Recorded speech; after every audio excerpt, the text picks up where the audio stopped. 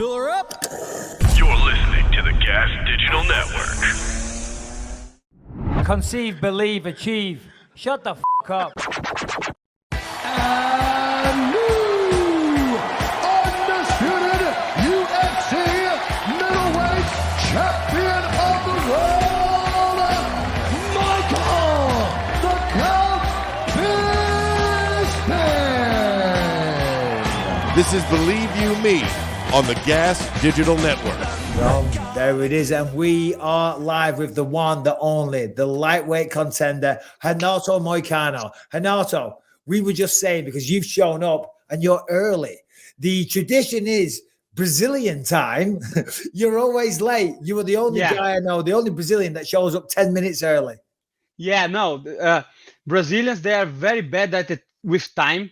But I remember the first time that I got late in UFC and somebody was screaming at me, you don't have professionalism, look, these guys. And after that, I always go early to the UFC events and to everything, you know. I learned my lesson. Hey, man, we're going to get into your fight at the weekend in a little bit because that was sensational, your post-fight interview. But where are you calling in from right now? Are you in Florida? I'm in Florida right now. I just going to take a picture because you're a legend, Bisping. It's an honor to talk to you. Oh, no, brother. It's an honor to talk to you, and I thank you for giving up your time. How long you lived in Florida, Renato? I have been living in Florida since 2019. Right. Do you like it? Very, very much. Florida is great. It's like a better version of Brazil.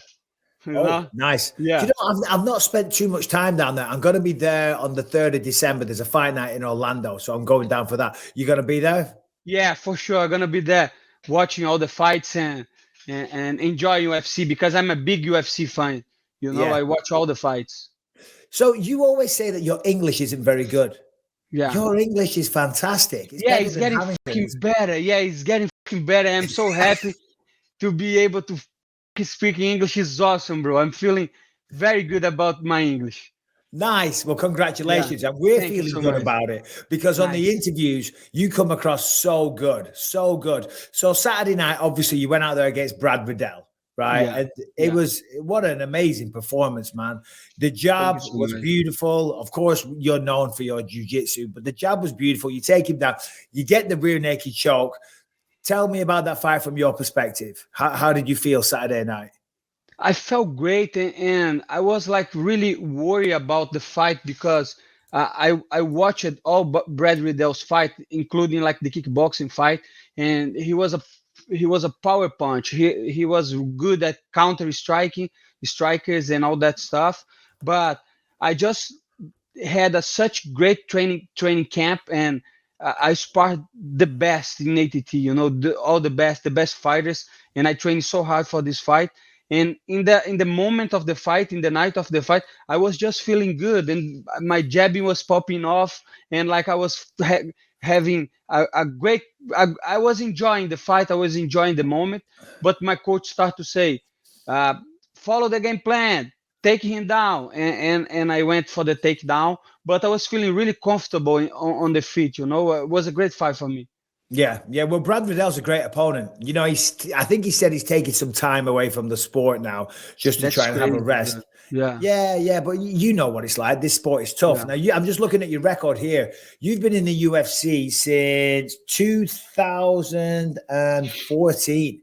8 years, brother. And you fought everybody. Brian Ortega, Calvin Kattar, Cub Swanson, Jose Aldo, Faziev, Hernandez, Dos Anjos. I mean, you fought Jeremy Stephens at his prime. Jeremy Stephens. You fought them all, brother. You fought them all. Do you feel now that you're coming into the best version of yourself, though? 100%, because now I'm in the fucking lightweight. I don't have to cut like 30 pounds. And I actually enjoy my training because when I was a featherweight, it was so hard to make the weight that I was just thinking about make the weight. I was worried about make the weight. And when I step up in the weightings, my mindset was I'm done. Okay, so I don't have to worry about anything. I made the weight, but I was not thinking about the fight. And now I feel I have energy to think about the fight, to think about what I'm going to do and to enjoy. And I change a lot of stuff, including the training camp.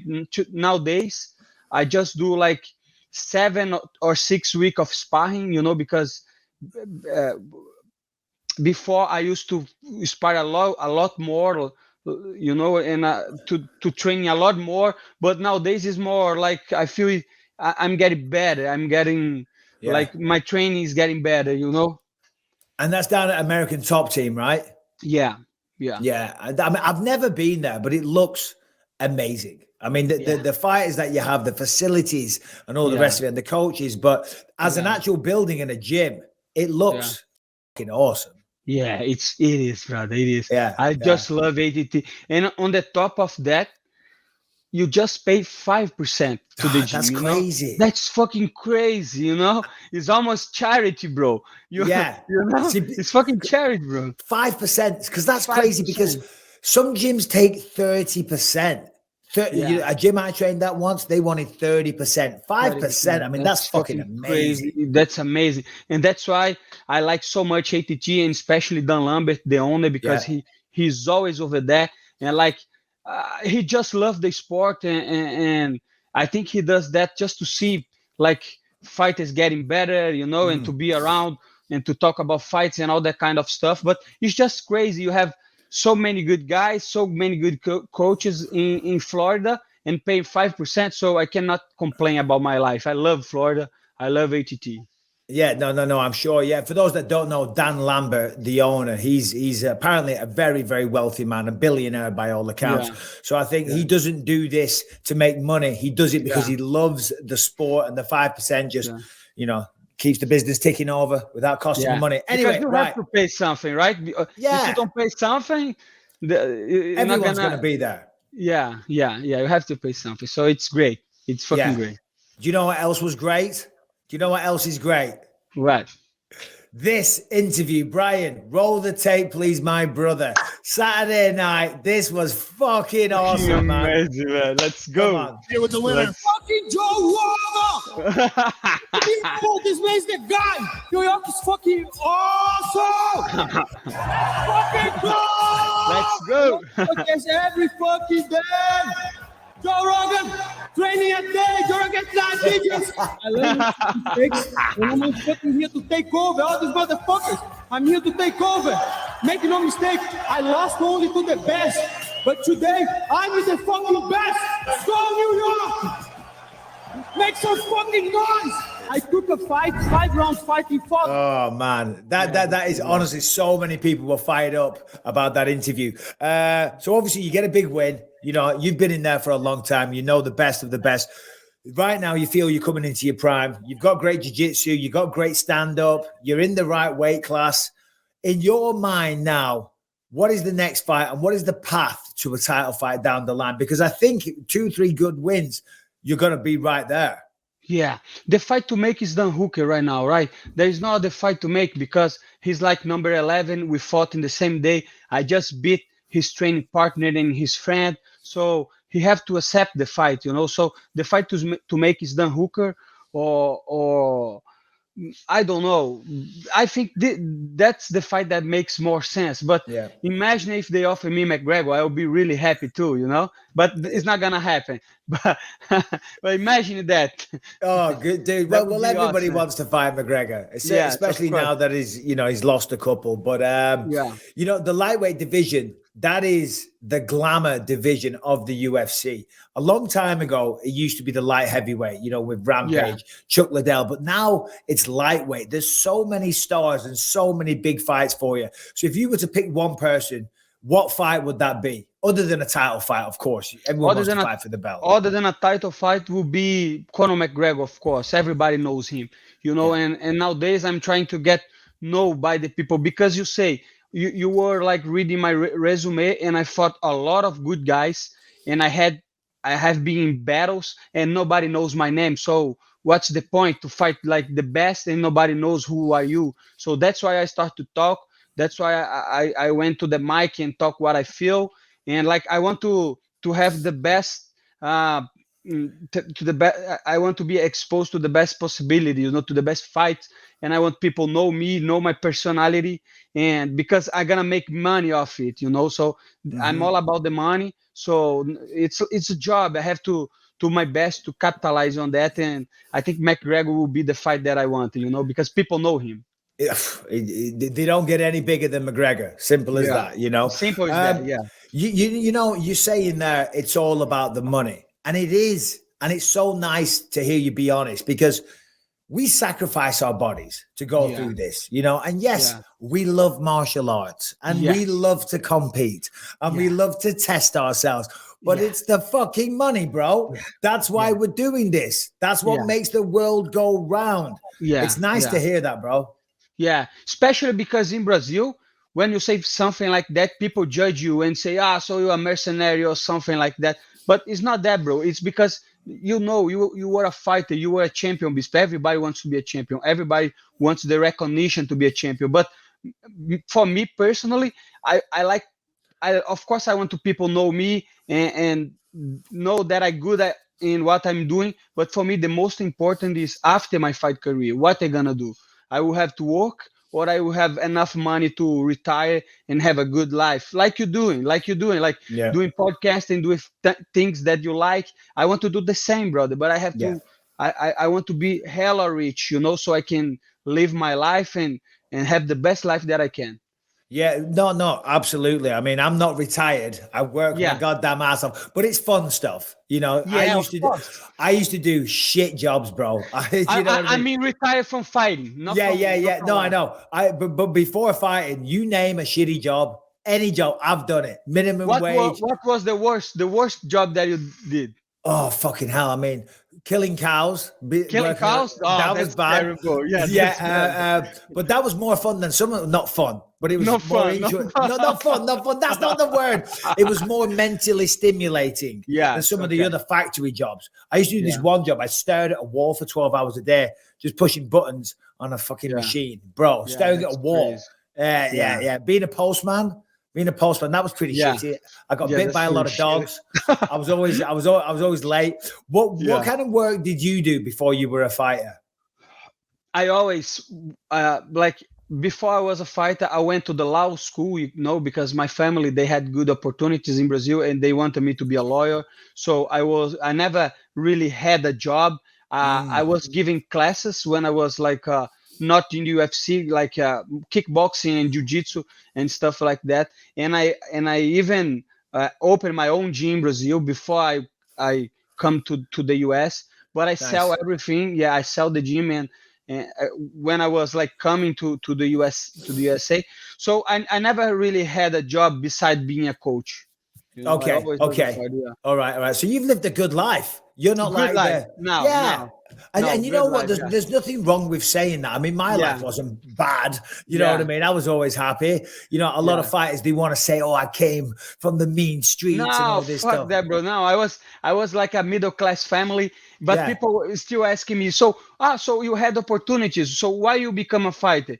And I said, because I'm afraid to get a job and have a normal life. I'm really afraid of having to wake up 80 and go to a job that I don't like. So I preferred be fighting around the world, Hey, why not? It's a tough job, but it's also a beautiful thing. And we're kind of free. We're living our own life, living our own path. Big lightweight title fight coming up. Islam Makhachev, Volkanovski. Who do you think wins that? There is no doubt Makhachev gonna win. For me, personally, I don't see how. And I know Volkanovski is one of the best. I really know, because I fought Ortega, I fought Zombie, I fought Jose Aldo, I fought all these guys that Volkanovski beat, and he not only beat them, he went through them, he finished them, he demolished them. So I know how good Volkanovski is, but Makhachev is another level, another division, way bigger, way heavier. So it's gonna be a tough night for Volkanovski, but MMA is good because we don't know the outcome. We never know what's going to happen, but there is no way Makhachev is not a really favorite in this one. And that's why we love this sport, though, because you're right. Makhachev is going to be a big favorite, but anything can happen, and that's what makes this sport so beautiful. What do you think Makhachev's going to do? Do you think he's going to rule the lightweight division for a long time? Who do you think? obviously you're going to say yourself. I get that. Course, but of course, come on. Yeah. But is there anybody Otherwise, else? I wouldn't be here, bro. Fighting. Yeah. I think I can beat everybody, bro. That's Yeah, of course. Well, that's what we're supposed to do.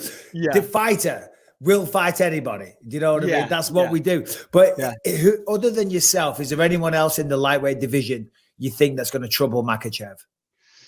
I have to look up the rankings, but I feel like everyone with good striking, because he got knocked out before. Yeah.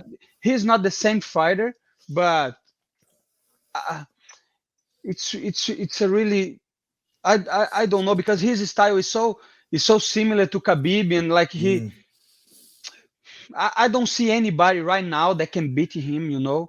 But eventually people gonna get better, and I don't know. Right now I feel like he's gonna be a long time champion right now. I don't see anybody. I agree. I think there's plenty of people that will give him a tough fight. But I don't, right now I'm struggling like you to find somebody I think that would beat him. On that same card, you fought at 145. There's Yair Rodriguez fighting Josh Emmett for the 145 interim belt. How do you feel about that? And who do you think wins that one? I don't even know. I don't like this fight to be a interim title. Makes any sense for me, because I don't want to be disrespectful with these guys. But I don't feel they are champions. Because Max Holloway for me is a champion. I know he's coming from a loss, and Arnold Allen. For me, the fight to make was Arnold Allen, Max Holloway. For this interim fight, or even don't make this interim fight, because Volkanovski, the champion, he's gonna fight. He probably gonna lose and come back to defend his title. Yeah. That's the truth. So I don't feel this is a title fight, but I feel, and I don't have a favorite for this fight. Okay. I don't have a favorite. Yeah. I don't know. I just feel funny about this fight. I don't like this fight at all.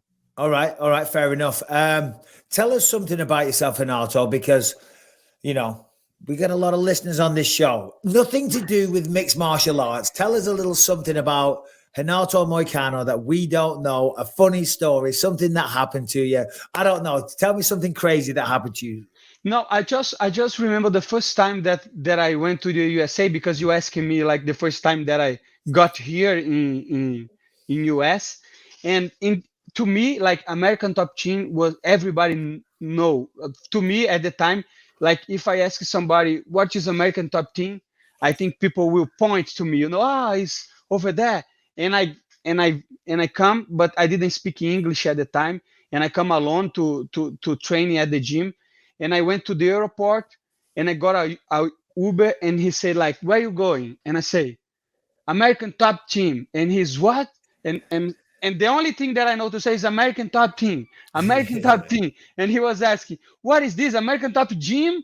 American Top Team. And I thought like he would recognize, and like, because I thought like everybody knows what is American Top Team. And the guy like couldn't understand me, and I had to call to somebody to help me with the English. Was really funny. And this was my beginning in the America, like, because it's totally different than what I thought, was totally different than what I thought.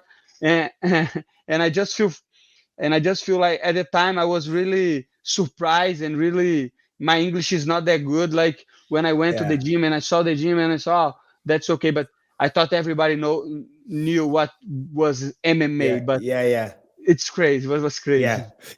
I had the exact same experience. I was in Thailand, and I was asking for Phuket Top Team. And I got a taxi. I'm like, Phuket Top Team. The guy just kept saying, Phuket Top Team. Phuket Top Team. He just kept repeating it over and over. And I'm like, bro, where are we going? Phuket Top Team. And in the end, I'm like, stop, fuck this. I had to call someone up as well. The same thing, So last question from me, then Harrington, our producer. He's got some questions for you from Twitter. So you say Conor McGregor, of course. Of course, that's a huge fight. But who do you think you're going to get next? And who, obviously, McGregor's a dream fight. But who is your next logical call out? I mean, who do you think is a logical next progression fight? Don Hooker or Tony? Tony you said, Don Hooker. But Tony Ferguson too, because I know he's behind me on the rankings right now, like he's 15, but I feel he's in a position that he cannot choose anymore, because he's coming from, I think 4 losses or 5 losses. I don't really know, and Yep. he still have a really huge fan base, and I think maybe we can UFC can try to offer me that fight, and I would accept. Of course, I respect Tony, Yeah. but I have to do my job, and nowadays I feel like I have to kill everybody. I have to beat everybody because this is my fucking life, bro. and I want to have money on the bank, money on the back. So I have to kill these guys, man. Bisping. You know what I'm Oh, talking 100%. I know. And if you want to kill some guys, you can maybe kill this next guy. Harrington, how are you today, my friend? I'm doing excellent, Mr. Bisping. Mr. Money Moicano, the believers have quite a few questions. You were just breaking down that card, UFC 284 in Australia. At MMA Ernest wants to know, are you going to submit Hooker at UFC 284? I don't know if it's going to be 284, but when we fight, I'm going to finish him for sure. For sure. I'm telling you, for sure. There is no way. There is no way, bro.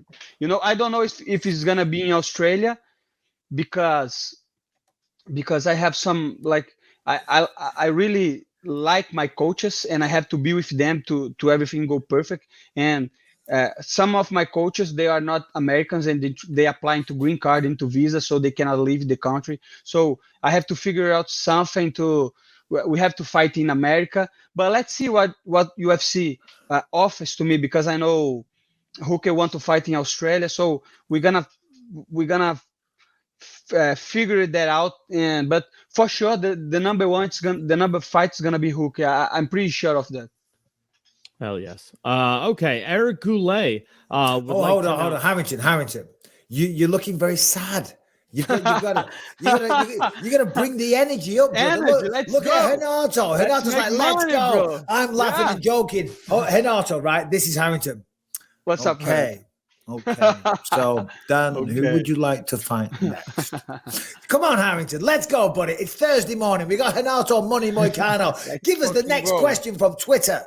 Yeah. All right. Eric Goulet wants to know, Charles Oliveira similarly moved up from featherweight to lightweight around the same time in his career that you did. Is Charles Oliveira's late career resurgence like a model that you're working towards? Yes, it was because everybody knew how good Charles Oliveira was, but he was struggling with weight and with training and all that stuff. And man, do you remember when we were talking, and I'm saying I'm a middle class family, I don't come from poverty, but what I admired most on Charles Oliveira was, man, the man was broke, really broke, no money at all, and he come all the way through. So I thought, man, I can do the same, and I have even more means to do it. I have my family base and all that kind of stuff. So I feel man, I'm gonna use what I like of this man and become a better man myself. So 100%, he's an inspiration, and he's a great fighter. Yeah. I mean, how do you not be inspired by Charles? As you say, comes from the favelas. Yeah. He had some ups and downs in his career. He fought the best, and then he becomes champion of the world and beating all the best people in such exciting fashion. I mean, and I don't know Charles. Do you know Charles? I mean, he seems like a great person. Do you know him personally? Yeah, I met him a few times, and he is a really humble guy, really. But to me, what I feel, what changed him was his confidence. It was not the cutty weight and all that stuff. I mean, something changed, and he started to believe in himself, and he become the monster that he is. And that's what I did, and I feel I'm in a fucking great place on my mind. You're gonna be the featherweight Charles Oliveira. That's what you're saying, right? Yeah. So what I feel is I'm trying to do the same, and my goal is to be world champion. So it's just a beautiful story. Charles Oliveira's story is a beautiful story. Harrington, let's go. One more. The best one, the funniest one, the most intriguing, the most dynamic, intelligent question that is available to you right now from Twitter. That's going to be hard.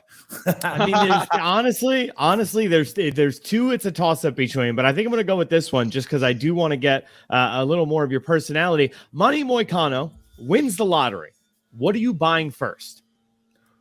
Good question. No, a fucking house, a mansion, a fucking mansion with a big pool and a place to do a barbecue and a fucking freezer with a lot of beers, and I'm gonna do some fucking huge party and enjoy my life, because one day I'm gonna have a fucking mansion and a fucking Lamborghini, all that kind of stuff, because I want to live my life in the best way I can. You said you were eating steaks and you were drinking beer. What is the beer of choice? I was drinking like Coronas. I like Coronas. Yeah, Coronas are good. Yeah. Coronas are good. All right. Well, listen, when you have that party, you better invite me. And when you book a next fight, legend, bro. We would love it if you could come on and join us again, talk about your next fight coming up. But Renato, thank you for your time, brother. Congrats on all the success. Love watching your career. Can't wait to see you fighting again. Anytime. Is a fucking huge honor for me to talk with you.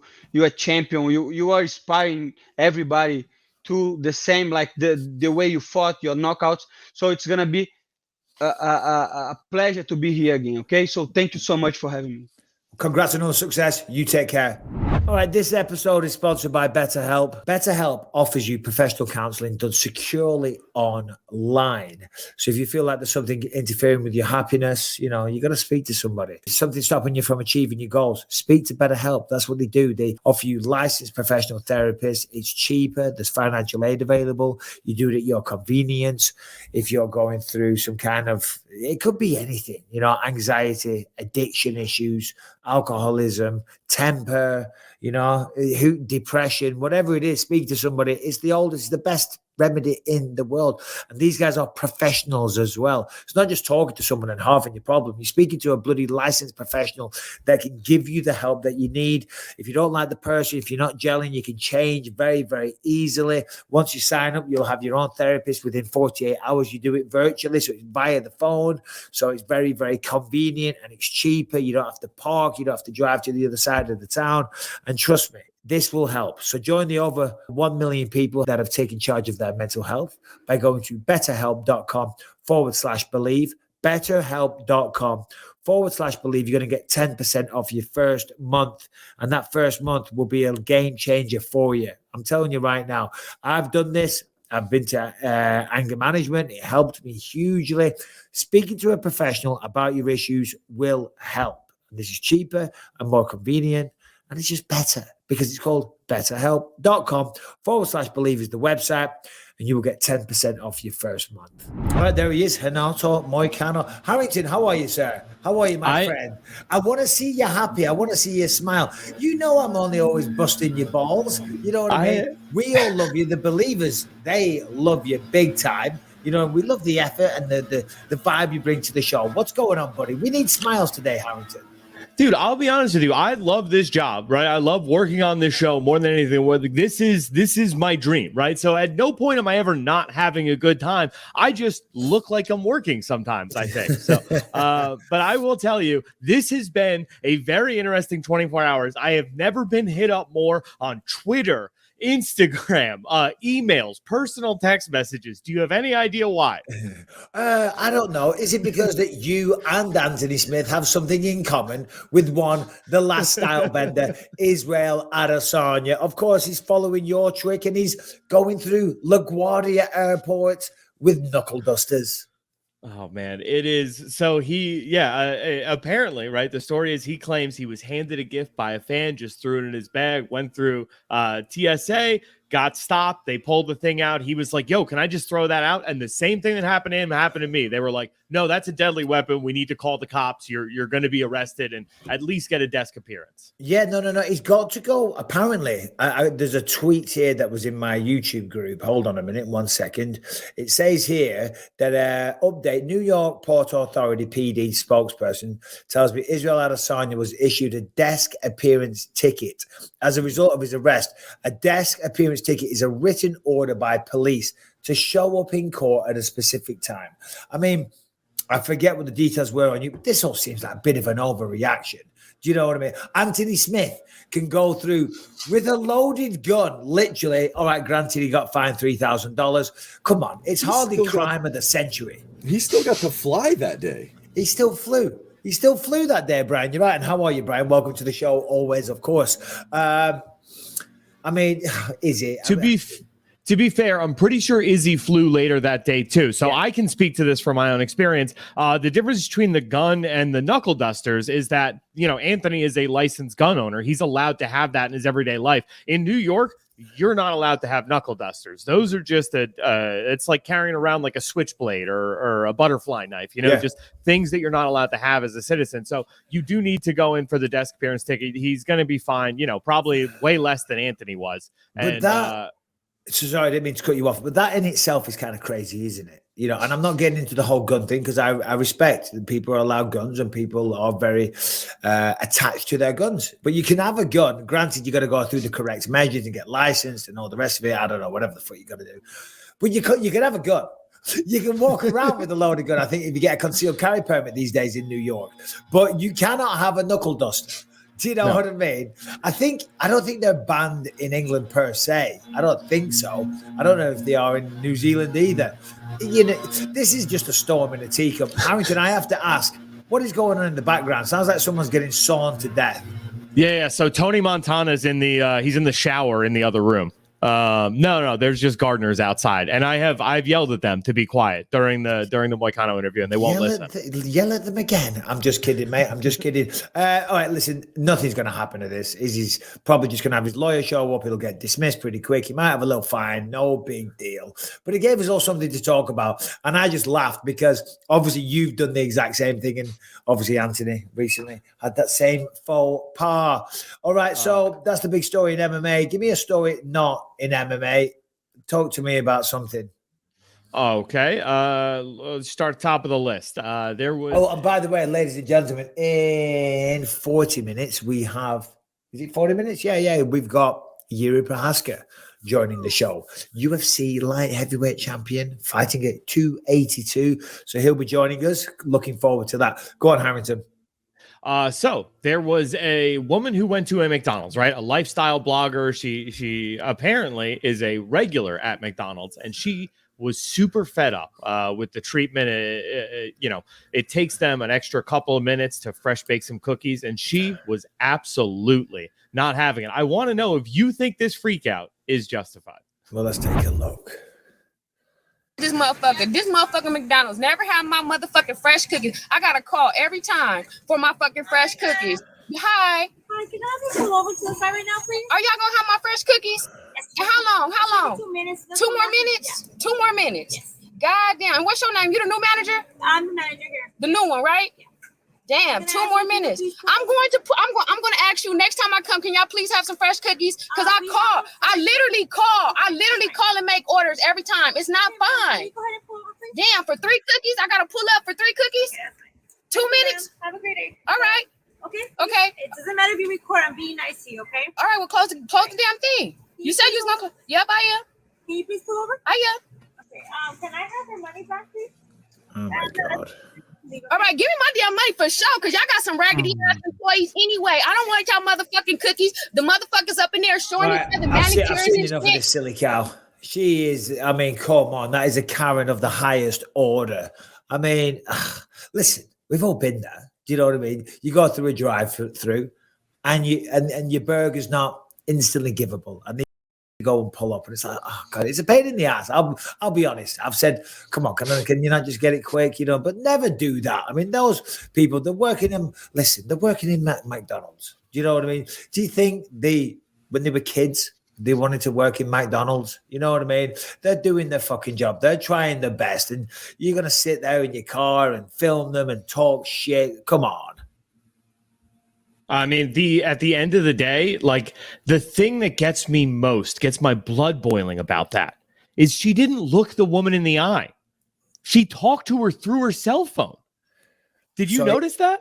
In your mind, the disrespect, the shit talk, whatever you want to call it, would have been fine had they just done her the respect of looking her in the eye, looking down the barrel and saying, listen, you want a piece of shit. I want my cookies. But at least I'm looking you in the eye, okay?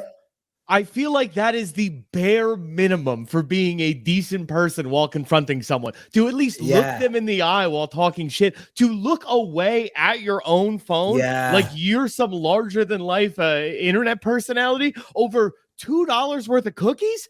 Get a hold of yourself, lady. No. You're absolutely right. Because if you look at it from the woman's perspective that works at McDonald's, she's having a conversation with the back of her head. Right. Do you know? Yeah. No, I never thought of it like that. You're absolutely right, Harrington. Yeah, well, that's not going to go down too well for her, is it? I'm sure McDonald's. Oh, no. It wasn't the McDonald's employee. Well, whatever. That woman's a piece of shit. Let's be honest. You know what I mean? Dude, at one point she shouts out, she's like, yo, the beehive is going up. Head on over to follow me on Facebook or whatever. And I checked her YouTube page. She's got 3,000 people she goes live to. Well, she was saying, you're going to be live on Facebook because I watched it this morning. I'm like, who the fuck mentions Facebook these days? What is this, 2006? What is it, MySpace next? Anyway, there's big fights happening this weekend. Derek Lewis taking on, Sergey Spivak.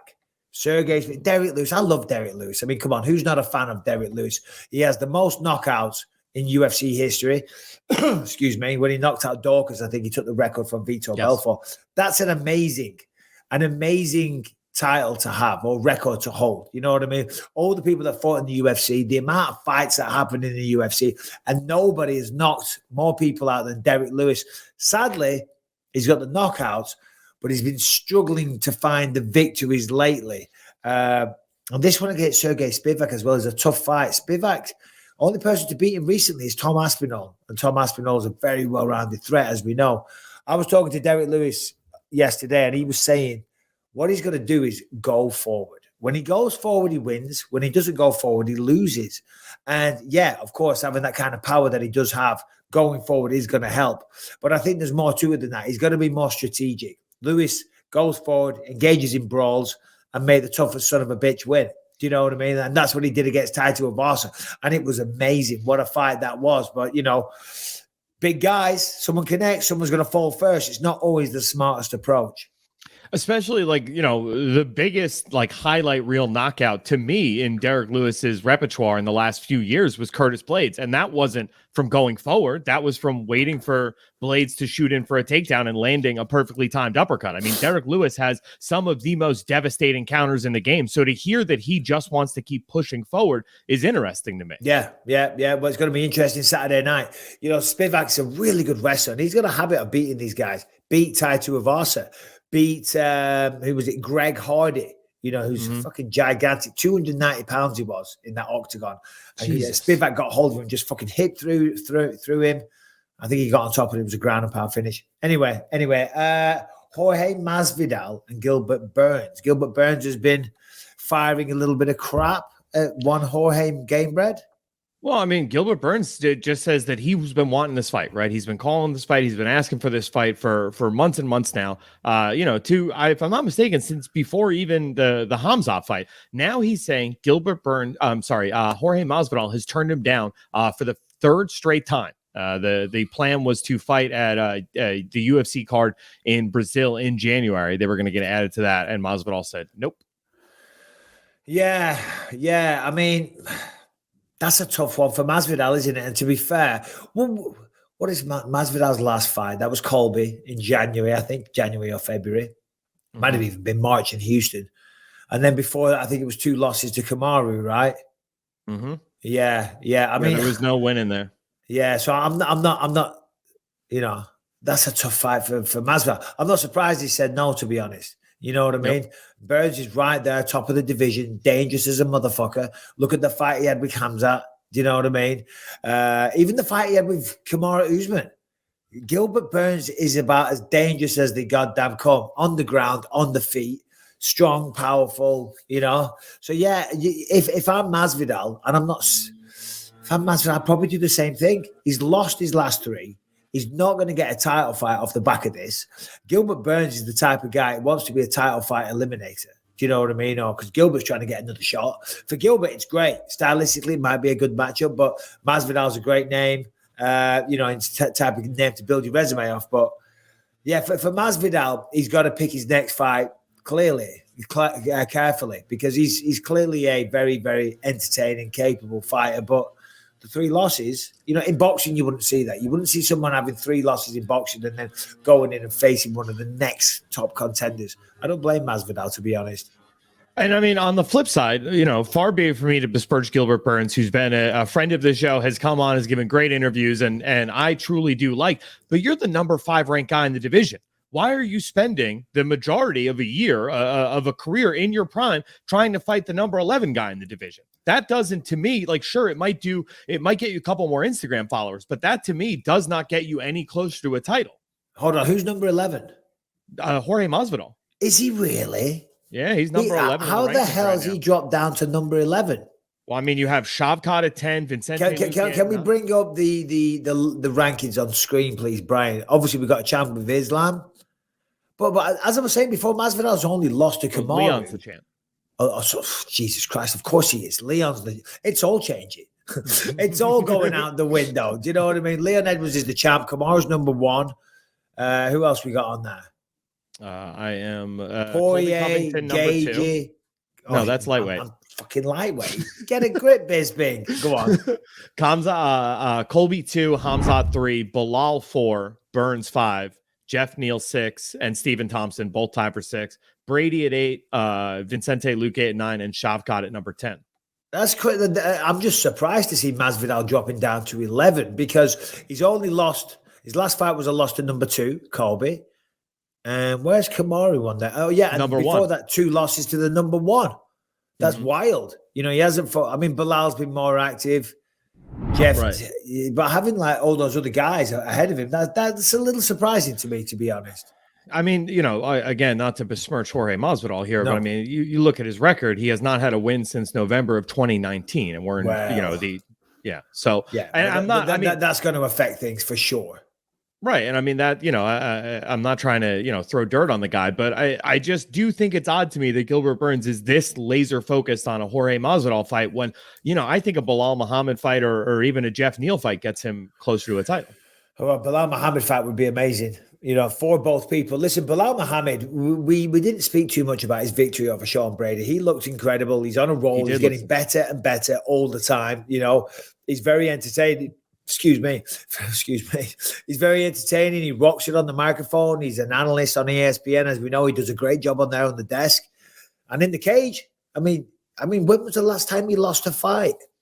Oh, it's been a while. I mean, it's been a while. Yeah, the Leon one was a stoppage. So let me see. That's right. The Leon one with the eye poke. So that was a no contest. I'm trying to see. His last loss was January of 2019. Wow. Yeah.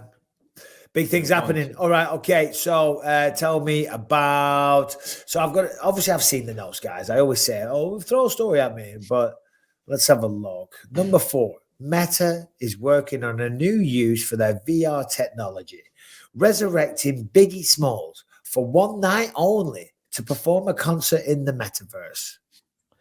So I mean, it's a further demonstration of what they're able to do with this meta technology. And they are doing a big time VR concert in a hyper realistic avatar of the former Brooklyn rapper. Yeah. I mean, why one night only? Do you know? Yeah. I mean, obviously they're going to say that for marketing purposes, but it's a hologram. Essentially, do you know what I mean? So everyone will have to put their heads. For people that don't know, I mean, I don't know much about the metaverse. Do you have an Oculus? I do have. Well, my girlnment has an fiance has an Oculus. Fiance, look at this guy. Fiance, you gotta use the right terminolo these days. Yeah, I just don't want to get in the doghouse anymore. Yeah. You know, when I got married for years, I still called her my girlfriend. You know, because I was so used to it. Because it was like 15 years we were together before we got married. You know what I mean? The English have it so easy. You can just say "my bird" and you're covered. No, that's what I used to. My bird. It was like a universal coverage. It's a little disrespectful. So the metaverse. So basically, you put your Oculus on or your headset, and you join in. You sit there and you just basically watch a computerized version of Biggie Smalls perform. Well, you're going to be transferred to the Brook, which is the metaverse's version of Brooklyn. And it's like it is kind of interesting to put these people in an environment that's significantly cooler than anything that they could make in a stage show like in an arena, right? So if you have you go see Katy Perry, she has a traveling stage show that comes with her from arena to arena, and there's all kind of cool stuff. In VR, you can have this person literally flying around the room on a rocket. Yeah. But that isn't real. That's the big differentiator here. I know you're trying to get in, Brian, one set, but you put the Oculus on. Like I can play games where I'm killing zombies. I can be on the National Geographic game that Lucas loves. You can go to the deserts and walk around the Sahara, and I gotta say, it is incredible. They are absolutely incredible.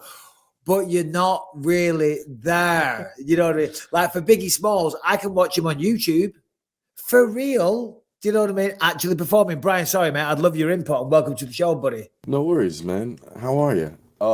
I really feel like this is devaluing entertainment as a whole. Like, there's a reason why people go to these huge stage show concerts. You know what I mean? Like, the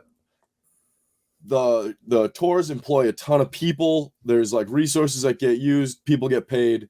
If you're just all doing it in VR, you're cutting out a whole section of the industry that people really appreciate, which is like pyrotechnics and explosions and fucking dragons if you're going to see Dio or whatever. You know what I'm saying? Like it's an experience to go there and see those things with other people with like-minded well, that's it. You're absolutely right, Brian, because the atmosphere, essentially, when you go to like the UFC, I mean, when the UFC comes on and Bruce Buffer goes, it's time, and everyone in the building does it, do you know what I mean? The feeling's amazing. And when they run that package and the Who plays, that, what's it called? Barbara O'Reilly, when that plays in the arena, the atmosphere, it's still to this day, it gives me tingles. That being said, it's like I've gone to UFCs and you watch them on TV, you get a better view on TV, but it's a completely different experience there live. Yeah. So I'm wondering, you don't get that experience vibe by going through a headset. And look at Brian, looking after the little man. It's like those guys, those tour guys, those grips, the people carrying in the speakers, the people sweeping the floors. These guys need a job. What a guy, Brian. What a guy. The metaverse though, apparently isn't doing very well. People aren't taking, because Brian, just look this up. I think they're losing money. Facebook's venture, this metaverse, isn't doing too well right now. Apparently, I got to stop saying apparently. Jesus Christ, I said it like 5 times. Supposedly, go on, Brian. $230 billion they lost. Yeah. 230 billion. That's what they've lost. Mm-hmm. And that's the market value they lost. Yeah. Wow. Yeah, they've also just laid off 11,000 employees, which constitutes about 13% of their total workforce. Yeah. I mean, far be it from me to sit here with my little rinky-dink podcast and give them business advice. Do you know what I mean? I'll be honest with you, our growth is better than theirs. It is. So I read that statistic from a couple of days ago. I see something today that says 700 billion. That's bad. Don't know if you know that. And then look, they're all going tits up. Amazon apparently is losing money now as well. They're laying off a ton of workers. And when I saw that on the news yesterday, I was like, no, for the love of God. Listen, I don't want the monopolization of the world, which is what Amazon is doing. I mean, they're putting their fingers in all the pies, but I do like the convenience of Amazon. Like there's just a little, like, those dongles you put on the end of the to get into the bottom of an iPhone. I lost one. Do you know what I mean? I need one. Typically, you got to go down to Best Buy or whatever. You got to mess around. You got to fuck about. No, you just push a button on your phone. Later that day, it shows up. I mean, so yeah, I don't want all these massive companies running the world. But I am partial to a bit of Amazon delivery. It is weird to me, too, that Amazon would announce the massive layout. Like, they were right behind Meta as far as, major tech companies laying people off. And the fact that they would do that right before the holidays when Amazon is typically hiring a ton of seasonal employees kind of just boggles the mind a bit. Yeah.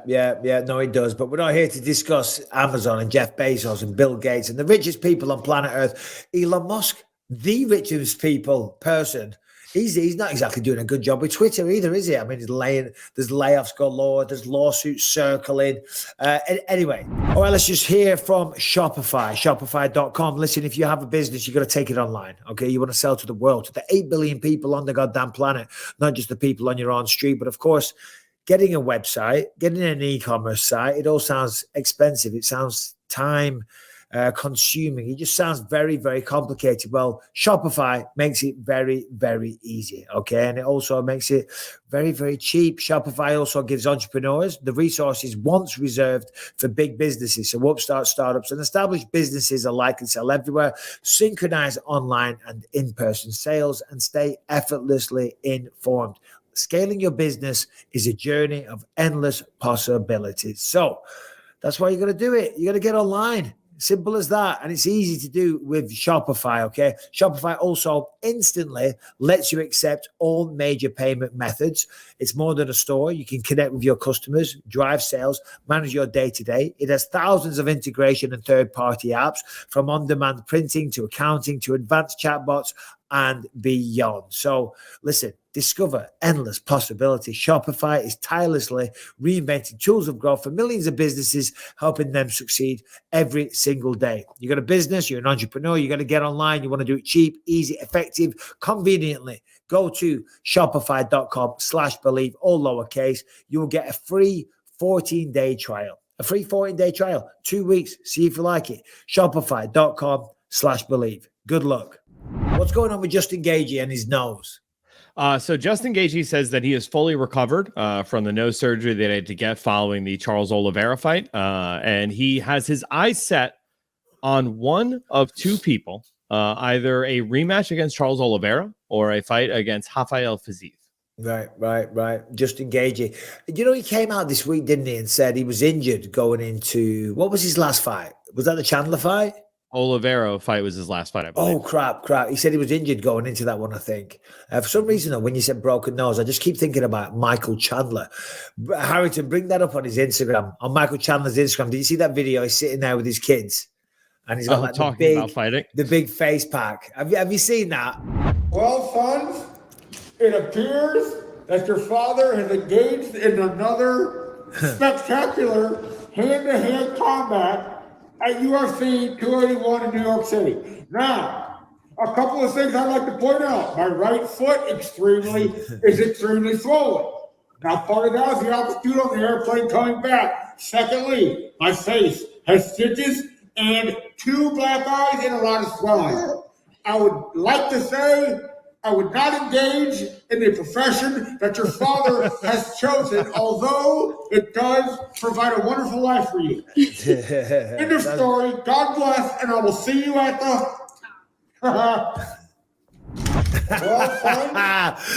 You gotta love Michael Chandler. I'm gonna reach out, see if we can get him on the show. I mean, we've said this a million times, but he lays it on the goddamn line each and every time. And there he is at home with the kids, having a laugh with it. That was awesome. Oh man, Michael Chandler, both these last two fights, easily fight of the year contenders, if not runaway victories there. I'm sad he's fought, 2 times now in New York on these major cars and has to pay these New York taxes. Let's get him a fight in like Texas or Florida, a place that has no state taxes. That'd be sick. Taxes, and they haunt you for years. Because I fought literally all over the world. Do you know what I mean? And that it stopped now because it's been a good while since I was retired. But even a couple of years at first into my retirement, I would have my accountant going, "Oh yeah, mate, you got to pay X amount of tax to Canada, to Australia, and all these." I'm like, and New York. I was still getting bills for fighting in New York 3 years after the fight. I'm like, oh my God, this is insane. But Chandler, man, love him. He's absolutely hilarious. Go on. I did have something in the notes about Michael Chandler. Since we are on the subject, we might as well talk about it now if you're interested. Please, I would love to hear. A certain free agent would like to make his UFC return to fight a trilogy fight against Michael Chandler, former UFC lightweight champion Eddie Alvarez. Yeah, no. I did see that, and I saw them. I saw Alvarez. And I think Chandler responded, or he might have said first. Number one, I'd love to see Eddie Alvarez back in the UFC. So what did he get traded out, or did he finish his contract and he went over to ONE FC? How did that pan out over at ONE FC? He had some losses, didn't he? Yeah, I think he went 2-1-1 over the course of 4 fights there. I'm sorry, 1-2-1 over the course of 4 fights. Yeah. I mean, he became lightweight champion in the UFC, lost it to McGregor. You know, he was in some good fights. I'd love to see Eddie Alvarez come back. And Alvarez versus Chandler. So who won those fights in Bellator? One apiece. Oh, one apiece. Mm-hmm. Well, history. You know, they're going to score to settle. Especially since Eddie's last fight in Bellator was a win over Chandler. Then he came to the UFC, so they never got to run it back. That'd be pretty sweet. Yeah, no, it would. What else we got, Harrington? So the champion is taking the spoils of being the champion in the middleweight division pretty well. Alex Pereira, he had a couple of cool things this week. He first returned back to Texeria MMA to celebrate with the team there, show off the belt. I love a hero's welcome. I don't know if you know that about me. I love a hero's welcome. You go out and win a title, you deserve the praise and adulation that you get. So there was he posted a couple cool videos to his Instagram there. Let's take a look here. Yeah. Dude, pulling up in a Corvette's pretty sweet too. Yeah. I'm just looking at those Nike trainers. They're kind of nice. Anyway, I'm like, oh, they look good. The shoes on the right side. That's awesome. Do you know what I love about that as well? I think Rogan was talking about it. The love that Glover Texeria has and the pride that you could see in his eyes and his smile and his warmth. He was so happy for Pereira to become the champion. It's just beautiful to see. And as you say, a hero's welcome. It's amazing. He deserves it. He's also down the tattoo shop as well, isn't he? Yeah, so he got the belt tattooed on his bicep. That's a pretty hardcore, and it's sick too, because the video just starts on his face and he's all stone faced. Then you go over and you see the work that they're doing. Yeah. I mean, hey, God bless him. He became champion of the world. Look, he's sleeping. He's not sleeping. He's not. He knows his buddy's got his phone, and he's got his eyes open. He's making sure he's not going through his pictures, looking at his browser history, But that's a pretty badass tattoo. I mean, I've got a similar place one there, but mine's just a tribute to my family. It's nothing about me. You got any tattoos, Harrington? Yeah. I have a couple of really rough ones on my back, and then the one tattoo that cemented me in my career forever, the skanks on the back of the arm. Oh, God, of course you do. What have you got on your back? All right. So the first 3 rehabs that I went, a lot of hair. Get the manscaped, bro. Brian, do you have any tattoos?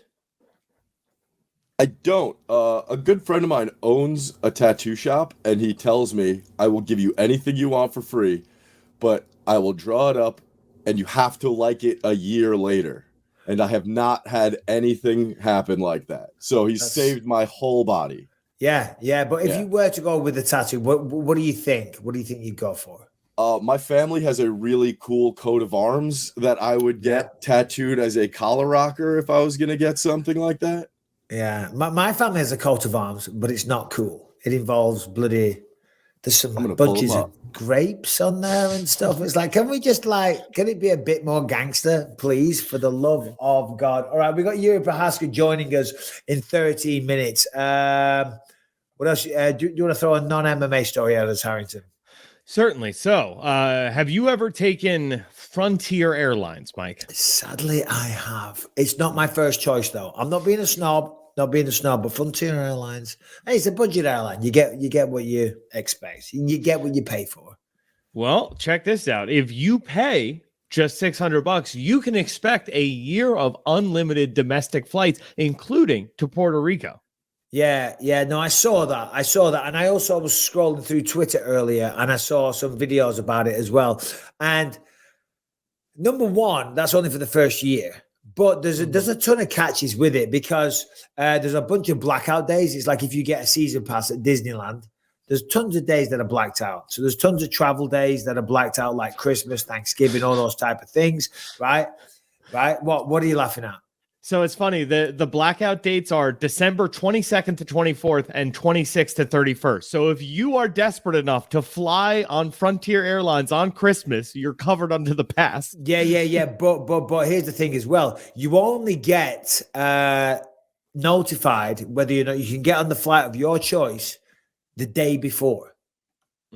Yeah, no, I looked into it a little further. The day before. So basically, you're on standby. right? This is, you're not seeing the bigger picture. So what they're doing is, right, they're like, if there's an empty seat, if they haven't been able to sell the flight out and they've got one spare, then boom, you're in. You know what I mean? That's what's going on. I mean, hey, listen, it's still a good deal. $600 year-round flights to all their destinations, still a great deal. But I think the idea of it being like you're basically a standby passenger, like Rebecca's parents, they, you know, he worked for an airline and Rebecca's brother does, you know, and they get a lot of they get staff travel, but they're on standby. Meaning what that is, sometimes they go to the airport and they can't get on. You know what I mean? Because it's full. So they have to go back the next day. Eventually they get on, and hey, that's what an incredible perk. But it does, you know, it does get a little problematic. And I think that's essentially what you're paying here for on Frontier Airlines. Dude, I'll be honest with you. If this was available on like Delta or United or like a reputable airline that I enjoy flying, I would sign up for this at twice the price, right? Yeah. Like the idea of like that idea of him. You're being snobby against Frontier. What's your problem, Harrington? I mean, Mike, come on, Mike. You know what my problem with Frontier Airlines is. It's a Spirit Airlines for the Midwest. Oh God. It's not great. It's not great at all. It is. In fact, I have to travel to Florida soon. I've got something to do first, so it's provided a bit of an issue. And when I was looking at flight options, there was only one, and it was Frontier. And I was like, yeah, nah, that ain't gonna work. Gonna make I make alternative plans. But go on, you were saying. No, but I mean, like that idea of like the employee perks to me for flying is one of the biggest draws towards like, yeah, let's go get a job at like TSA or something like that, like just to be able to get those flying perks. So that is a pretty sweet deal. And if this is something that does well for them, I could see other airlines signing up for this and being like, yeah, sure, we'll have room for 5 standbys on a flight. Yeah, but the problem is though, a lot of the time you show up to airlines and they've oversold. Do you know what I mean? And you can't get on your plane. I mean, that is the most messed up thing ever.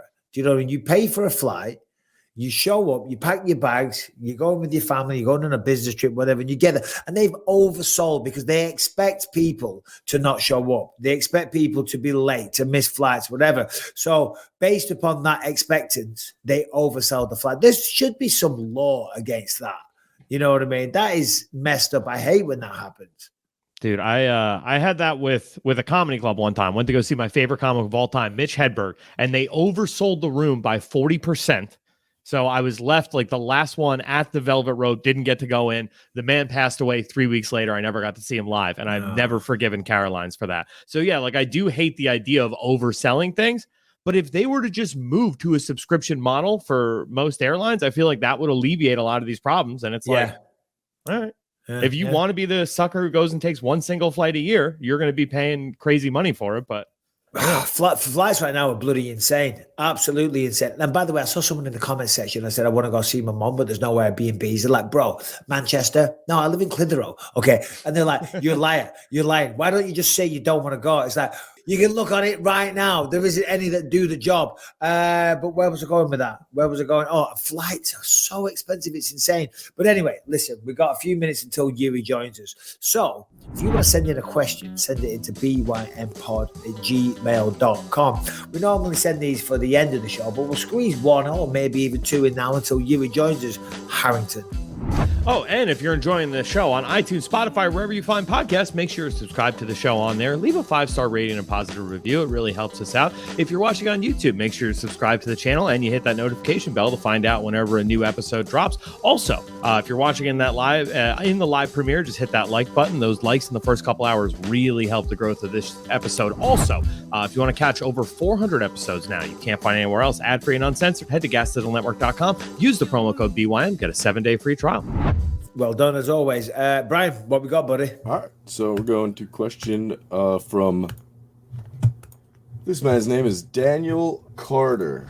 Mike, Anthony, Brian, Harrington, it's Dan here. I've got 2 questions for you today. One is UFC related, one is BYM podcast related. So the first one is for Mike and Anthony. If you could have fought anyone, past or present, Anthony, in the UFC, so it can be whoever, who would be your dream stylistic matchup fight in your weight?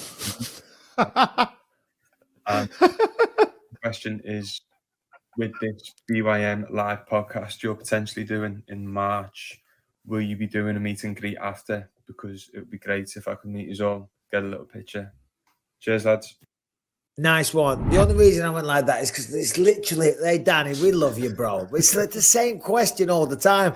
On my YouTube channel, I get it all the time. All the time. All the time. It's like, so I'm sorry, we can't answer that. Original questions, Brian. If it's not original, don't play it. I haven't got to say it again. I don't want to hear the question again. Well, it was really more for don't want to hear the fucking question again. All right. Who's your favorite?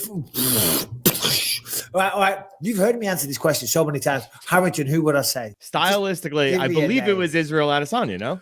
Oh, well, yeah, Israel or Rich Franklin or anyone else. You know what I mean? Harrington would say Ryan Spann, I think, right now. Oh, no. Yeah, Chase Hooper. Yeah. Oh, that's it. Oh, don't talk shit about Chase. Do you know what I mean? I won't. Chase. I'll knock it right off. No, but you're making him out as an easy fight. He would choke me out. I'm just saying that's the easiest way to go. He would definitely choke you out. Yes. Very easily, I might add. Go on, Brian. We have a better question here from Mr. Joseph Fedke. Hey, BYM crew, here from Las Vegas. Got a question for the whole team. If you four men, Bryan, Harrington, Anthony, and Bisping, were the only four to survive this horrific event and the world ended, but you could choose one UFC fighter each to spend the rest of your life with and repopulate humanity, who would each of you choose and why? I mean, as he was saying this question, I was like, well, it would have to be a female. Do you know what I mean? Yeah. I'm like, I'm not, you know, give me Demetrius Johnson. Me and Demetrius shacking up. Yeah. No, go on, Brian. If you could pick one fighter, who would it be? And this is bad. This is opening a can of worms. I'm abstaining from answering this question. I was going to say you probably should, but I've heard recently that Mackenzie Dern is single. So you have my email. Mackenzie is single. She is. Ooh. But please be respectful. Student of Jason Perillo, part of the Ruka family. She's a friend of the show. She has my email address. That's all. Bro, Harrington, who would float your boat? Brian's ready to be a stepdad. I am going to go with, I mean, come on. This is, you know what I'm going to say. Macy Barber. Let's go, dog. We got this. Us against the world. We can win. God bless you. God bless you. You against the world. I'm not sure I'm ready for a world of half Harrington, half Macy Barbers. Nothing to do with the Macy Barber side, but you know what I mean. I'm ready for your kid, though. You've actually got one on the way. God bless you. Super excited for that. Wait a minute. Just realized Miesha Tate is an active fighter again. Come on now. Oh, there you go.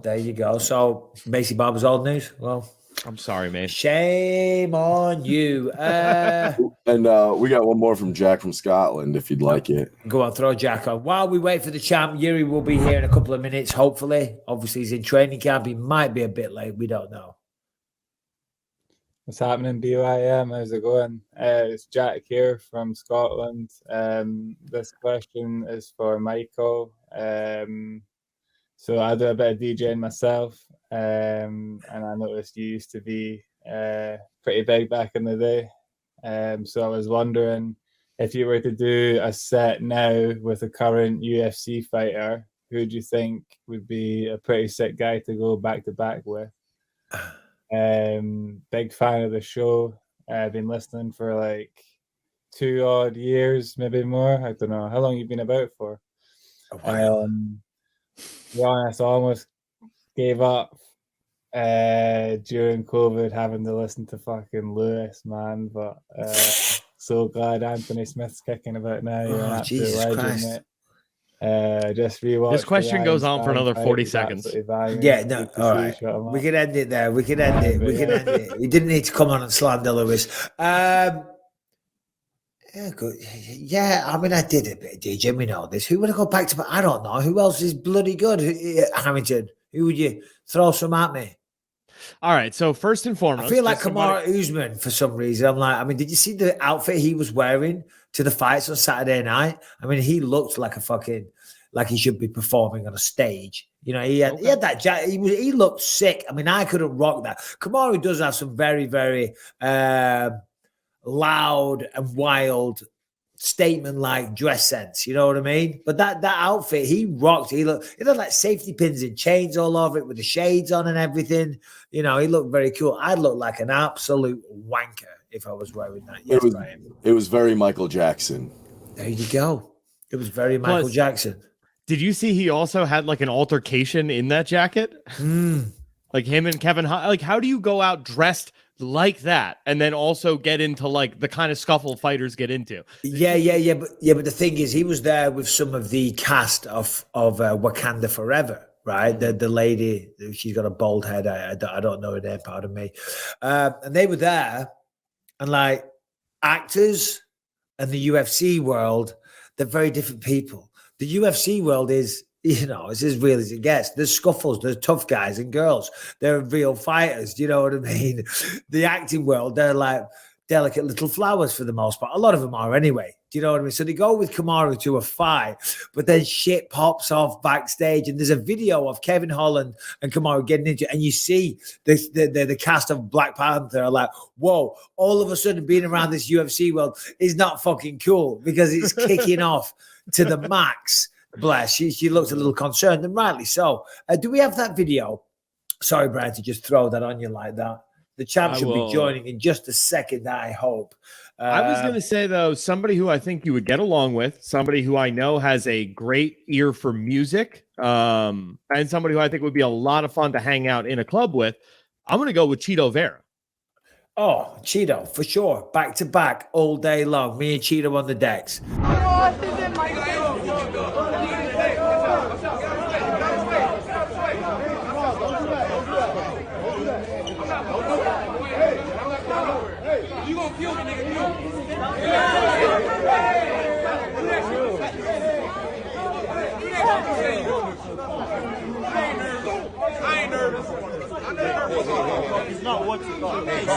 So Kevin Holland apparently at Media Day said that Kamaru Usman's role was supposed to be bigger in Wakanda Forever, but in the scene he does a head kick, and they didn't, because he lost by a head kick, they felt it was bad juju to put that in there, so they cut that scene out. Oh, really? And, I mean, that's what he says. I don't know what kind of Hollywood insiders Kevin Holland knows, but Usman did not take kindly to that. Yeah, so yeah, okay. Yeah, because there's no way Kevin Holland knows that, is there? That's actually, it's probably just bullshit. How's he gonna know?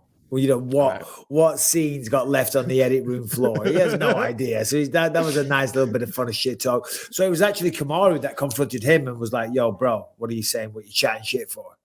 Right. So I had seen the video beforehand and I didn't know any of the context, but then I saw a video today that explained that it was a direct result of that. So whether that's valid or not, who knows? But gotta love Kevin Holland. I love the drama. I mean, you know, there's always whether it's drama, whether he's saving somebody, whether it's like stepping in on short notice. Kevin Holland is a valuable asset to the UFC in many ways, I would say. He is. He's entertainment personified. And then did you hear at the end of that little scuffle too? He was screaming, "You the actor. You the actor." Who was? I'm not Kevin Holland. He was like, "I'm not acting right now. I'll fight you. You're the actor." Yeah. You're Hollywood. I'm like, ooh. Yeah. Careful what you wish for, though. Come on, let's be honest. We've got to give Kamaru a bit of respect. Isn't it weird? You know, one loss, all of a sudden, people forget so quickly. And listen, that fight with Leon, the rematch is going to be massive. I think it's going to be a pay-per-view in March. I just hope I get to call that one. That would be such an honor. But it's a tough fight for both men. Obviously, Kamaru's going into that one. He's never been knocked out before.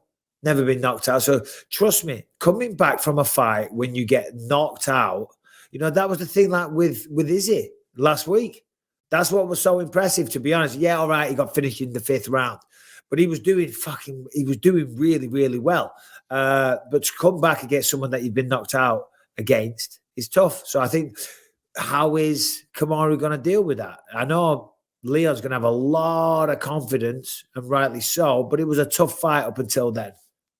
Yeah. And I mean, it is, you do make a good point about, and I don't mean to disrespect Kamaru Usman in any sense of the word. I mean, especially with his wrestling game being like, the absolute antidote to anything that Kevin Holland has brought to the table so far in his UFC career. Yeah, I do think I know how that matchup would go, and I do need to put more respect on Kamaru. But right now, in front of him is Leon Edwards, not Kevin Holland, and that's drama. That is high drama, because it's like you have to imagine. Right, if Usman just goes for the takedown there in the fifth round and can secure it, he's still the world champion, right? And there is still talk of this, UFC Africa card and the whole nine. Now, Kamaru Usman really does need to bring that back. Yeah. Well, I mean, he doesn't need to. They're still going to do a UFC Africa. They've got plenty of big stars there now. But yes, it would be huge to go there with, some African champions, of course. What's going on with the heavyweight division? What's the latest with Francis Ngannou? Because I was thinking about this just recently. The heavyweight division right now, of course, as we said before, there's a big fight happening this weekend. Derek Lewis is a fan favorite. His form has struggled a little bit recently, but come on, if you enjoy a good fight, you got to watch a Derek Lewis fight. But the heavyweight division, like the top guys, and Brian, just bring up the rankings for me, please. Obviously, the champ is Ngannou. He's recovering from surgery. Cyril Gane, he's the interim champ now, right? So I'm not sure what's going on with him. Tuivasa got beat off Cyril. Stipe, John Jones, still no word of what's going on with those guys. It's gone down a bit. Let's just have a look quickly here. And Ngannou, so he's recovering. Gane's the champ. Stipe's kind of on hiatus. Curtis Blades, did he win recently? His last fight, I think he did. Tuivasa, Pavlovich. Tom's kind of coming back soon. Lewis is in action. Yeah, I think I'm talking about John Jones and Stipe Miocic and Francis Ngannou. Well, Curtis Blades' last performance was the Tom Aspinall knee injury fight. Yeah, that's right. That's right. Yeah. But I mean, I do know this. Dana White said just a few days ago that he had never had anything penciled in for Jones versus Stipe. So that seems like those were just wolf tickets that Jones was selling, trying to drum up interest in that fight. So who knows? Well, Dana actually said that, did he, at a press conference? Yeah, Dana. Yeah, because Jones came out with that tweet and he said, everything's good at my end, hopefully matched up in December. So that was just, as you said, wolf tickets. Yeah, well, let's see here. Yeah, so he said that, and then I'm going to find the exact quote. It's all right. You don't have to pull up the exact quote. But that's interesting because you saw what Jan Blachowicz said about him recently, don't you? He said he's never going to move to heavyweight. Well, he said he's never going to fight again. That's what Jan Blachowicz is. He said he's never going to fight again because he's scared of losing. He said he was so far ahead of everyone, but now everyone's closing the gap. If you look at Reyes, if you look at him, Thiago, Anthony Smith, Thiago Santos, Dominic Reyes, they were super, super close fights. So Jan says he's scared. That's why he went to heavyweight, and now he doesn't want to fight at heavyweight, so he just keeps making excuses. I don't agree with Blachowicz there, but it has been a long time since he fought now. I mean, what is it? Almost 2 years? It's a long, long time. I want to see John Jones back in there. Listen, outside the octagon, he's made a lot of mistakes, but come on. He's one of the biggest stars and one of the greatest fighters we've got, one of the best natural talents, or natural in, as you guys said, parentheses. But come on, man. Who's not going to watch a John Jones fight? I know. His last fight, February 8th, 2020. So we are coming up on 2 years without a fight for Jones here. Has not fought since the pandemic. So super interesting, right? Yeah, super interesting. And like you said, he is super gifted. He is he's been showing off this physique at heavyweight. The call it a Stipe. This whole thing is very confusing. So yeah, sorry, Brian made a good point. Coming up on 3 years without a fight. Holy crap. Oh shit, 3 years. I mean, that's a long time. That's a long time. And that's a lot of money that is left on the table as well. Let's say 2 fights a year. So that's 6 fights, 5 million a fight. I'm going to guess something like that. He makes good money. $30 million. And not just that, it's not just the money side of things. It's 3 years in your prime. Do you know what I mean? 3 years in your prime as he's getting older. Now, granted, the heavyweights can go a lot longer, and so can light heavyweights. But still, you only get one career. What's he doing? Do you see him on social media? Did we see? Just look up his Instagram or something. What is it? Seems like he's just training from what I see. You know, lifting weights, training, hitting pads with what's he called? Gibson, I think.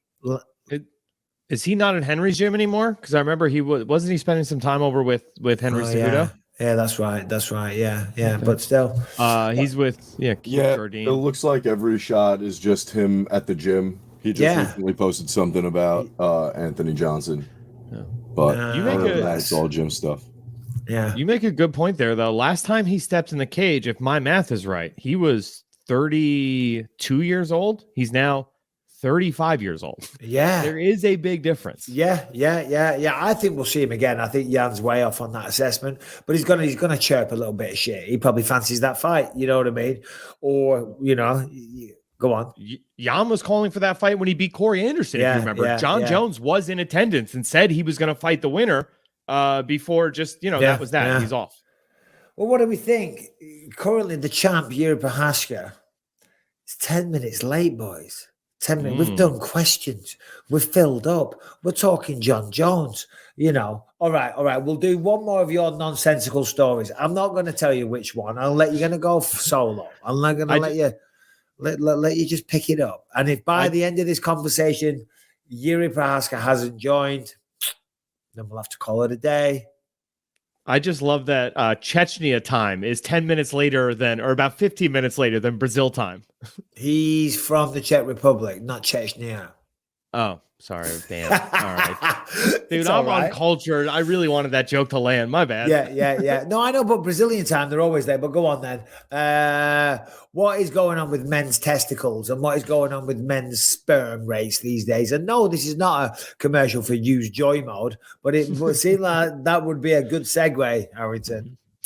So what we are finding here, right, is as there was a lot of articles this week because the world's population grew over 8 billion people.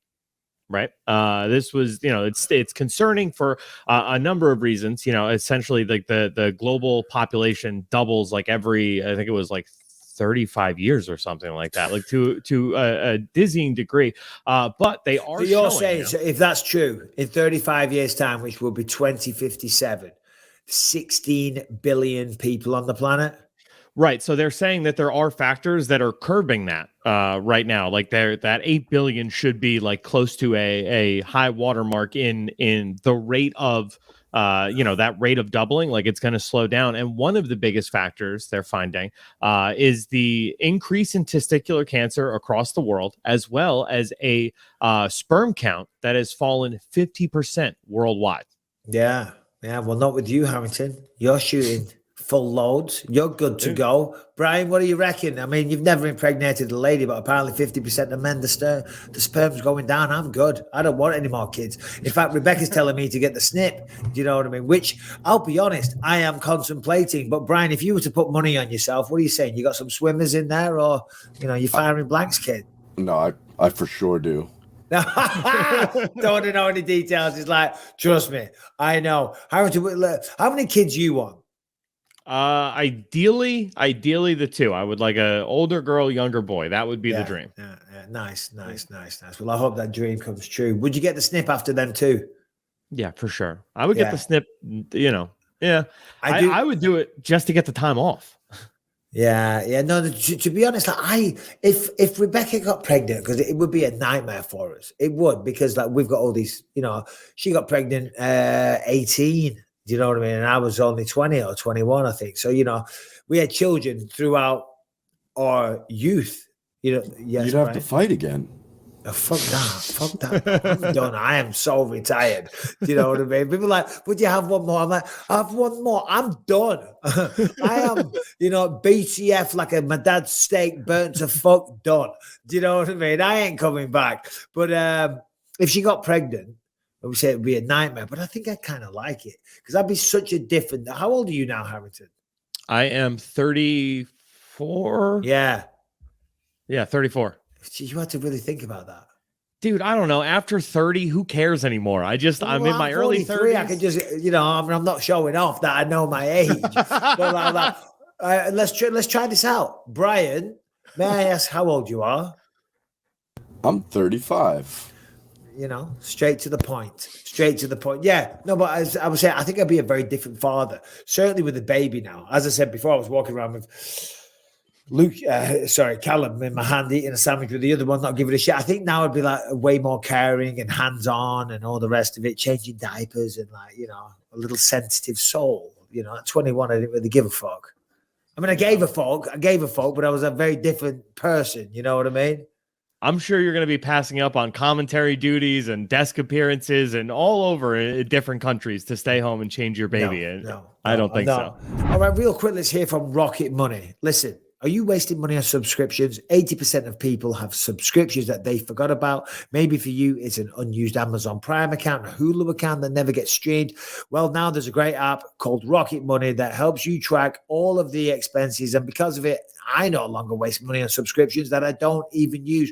You might have heard of it. It's called Rocket Money, formerly known as Truebill. Did you know how much your subscriptions really cost? Most Americans think they spend about $80 a month on subs. Well, the actual amount is closer to $200. That's right.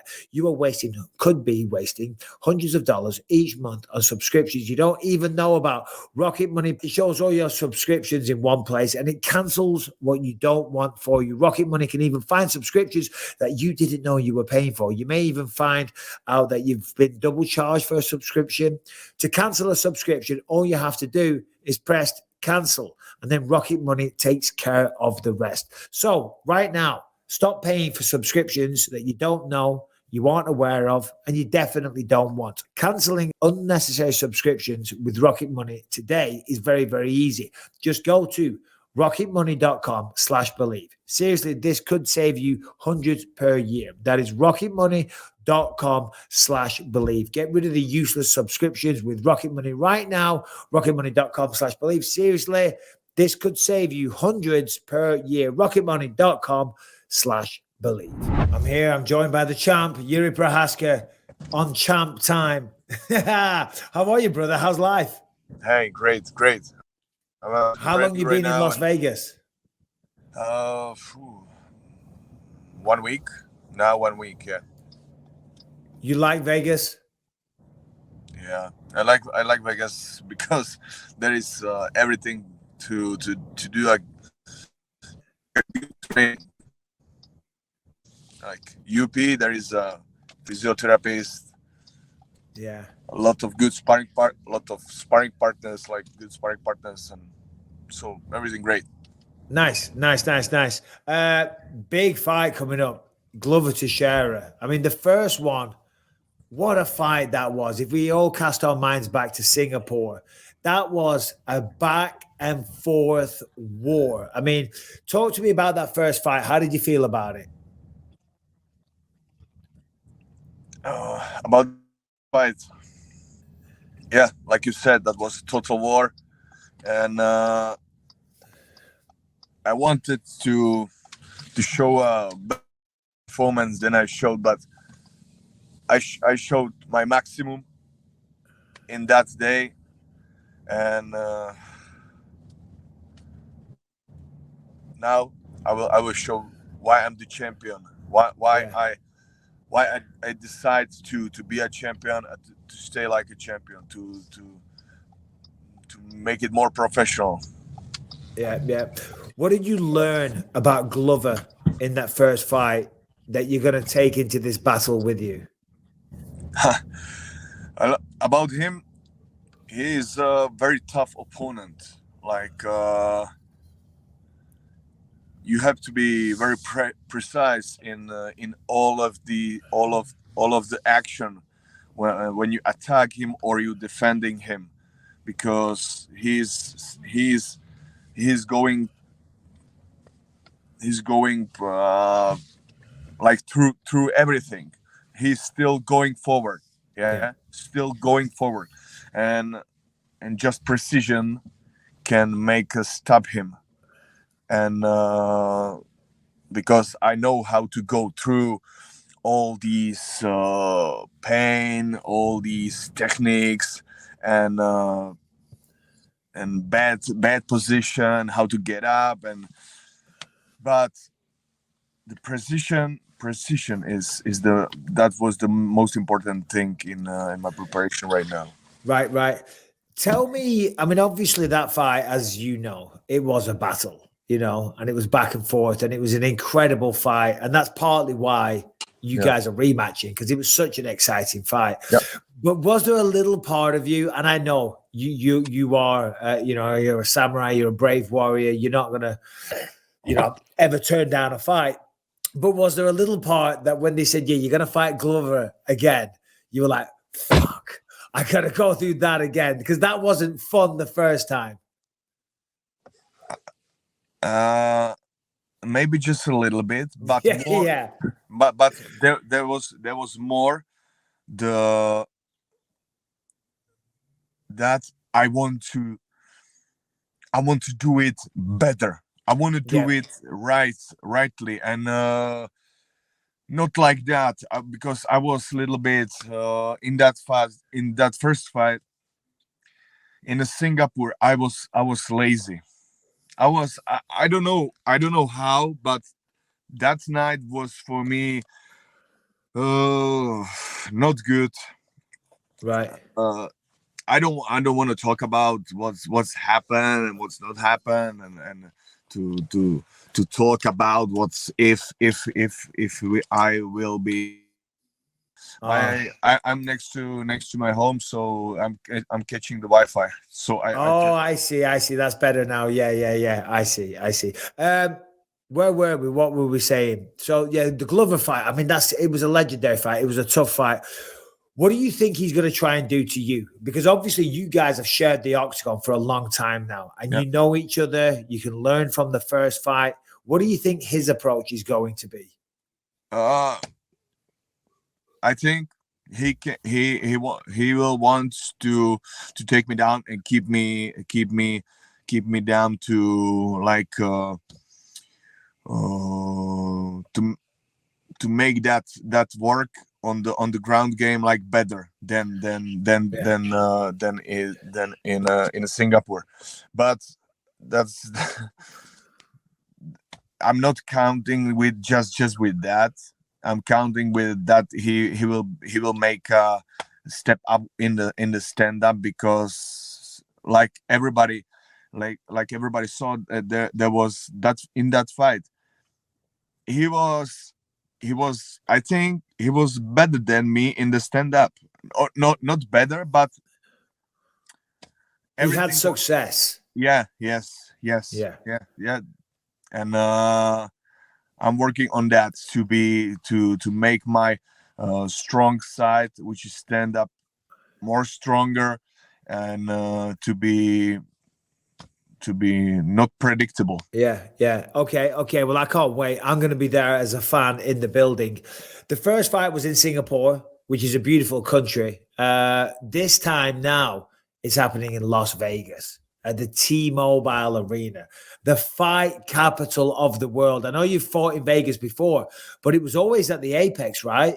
Yeah, sure. Yeah. Are you excited to be at the T-Mobile now? I mean, this is a huge step up. Yeah, I know. I was in T-Mobile Arena 2 times on UFC events. Oh, right. Okay, my bad.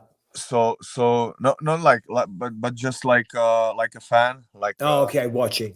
Yeah, just watching. Yeah. And I know the T-Mobile Arena good. So for me, it's Las Vegas like good town to. Yeah.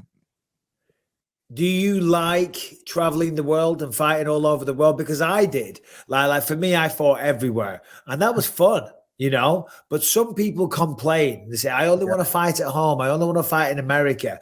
I loved like being a traveling warrior and like going to the other side of the world with my team and going on a mission. But some people don't like it. How do you feel?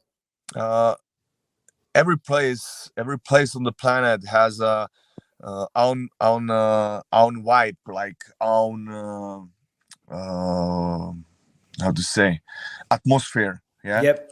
What you can really feel, and it's good to be on the same wave, like the place, like the people there, to know it, to work with that, and I think the Las Vegas I know very good. I'm fourth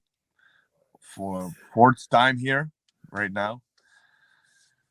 Yeah, so Jiri, we've got to ask about the hair. I believe you've had a haircut. The hair. Yeah. You've chopped it off. Let's take a look. Come on, pull the hood down. There it is. We got normal hair. What was the decision? Decision was like I changed a lot of things in my personal life, like girlfriend and other things, and I had to change some things in the training, and that's why I had to cut my haircut and start to build a new one. Okay. So what's the new hairstyle gonna be? Yeah. What's it gonna be? I don't know. I don't know, because I'm leaving that to come to me, some idea come to me, and I will know that's right. That's the right haircut. Well, please tell me though that, because all right, the haircut's gone, but after that fight against Glover, you showed up at the post-fight press conference in the cool samurai attire. You know, what are you going to be dressed as a samurai when you go to this fight for the press conference? You will see. Okay. You've got something planned. I want to be stylish. I want to be sharp. This fight is for me very important. Yeah. That I want to show the people I'm not the champion. Just like it was some luck. Yeah.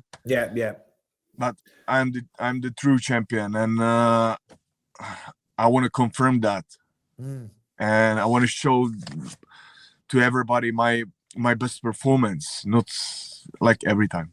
No, of course. In the co-main event also, we got the former champ Jan Blachowicz and Magomed Ankalaev.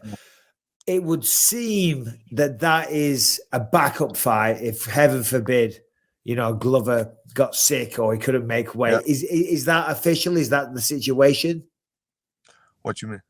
That might be a backup fight, because sometimes now they have a standby fighter. If Glover was to get sick, would one of them step up? And has that been mentioned to you by the UFC? Not yet. No, we didn't talk about that. Okay, but now I'm in the final of preparations, so it will be better if in the case to take somebody from top 5 or Okay, and then on that fight, Blachowicz and Magomed, is it fair to say whoever wins that will be your next challenger? Yes, that's positive. And who do you think wins that? You got any idea? Man, I'm training with I'm training next to Ankalaev here in Vegas, because he's here too, and I don't know how's Blachowicz on how is his condition, and then because normally I will say Blachowicz will be better, but I don't know him. Know him, and Ankalaev, he's on a good wave right now. And we will see. Like every time, let the better win. And so you're training with Magomed, doing some sparring and stuff? No, with him. Okay. We're it's a little bit weird. We are on the same mats. Oh, really? But we respect that, and we spar with our guys. And so are you watching him though a little bit? No. You're sparring your guy, and you're like, you're trying to take a little look. Come on, Jiri, come on. No. I'm not watching. Maybe sometimes I see him, but this is I respect that. Yeah, no, of course. All right, we have our producer Harrington, and he's gone to Twitter. They've got some questions for you. So, Harrington, if we have any nice, respectful questions for the champ, Jiri Prochazka, what do we have, my friend? Okay, so at Brightside MMA sent in this question that I need to know the answer to. Can you tell us about this 3 days in a room without food? How has it made a difference in your training, in your mindset? Just give us the details on 3 days in this room. Everybody wants to know the answers for that, but this is like something personal. I can talk what you can do here, yeah, but not about me, my targets. I was fine after that fight. I was finding some. I don't want to talk about that. It's personal for you. Yes, it is. And but did you have no food for 3 days? Sure. Yeah. Wow. It's like part of training. Yeah. You are there. You can do whatever. You can train, but you still see nothing, and there is just a water. Yeah. And training your mind to your world of in your mind, and your work, what's in your mind, what's there is. But let me ask you this. I'm sorry, I thought you were done. When I woke up this morning, I had cheese on toast. Okay. I love a bit of cheese on toast. I'm starving. As soon as this interview finishes, I'm going to go and have my bacon, my sausage, my eggs, what I have every day. When you haven't eaten in 3 days, what is the first meal? What are you thinking or craving for? After that, you have respect your how your body's working. So after that, it's good to take some little